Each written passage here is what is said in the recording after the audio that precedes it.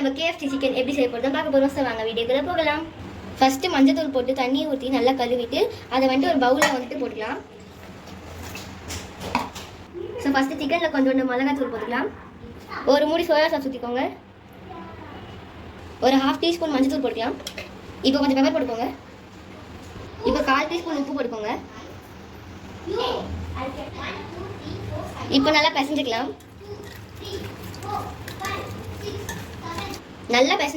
நல்லா வந்துட்டு பிசைஞ்சதுக்கப்புறம் ஒரு தட்டை போட்டு 1/2 மணி நேரம் மூடி வச்சுக்கலாம். இப்போ சிக்கன் எடுத்து நம்ம மைதாவில் நல்லா பிரட்டிக்கலாம்.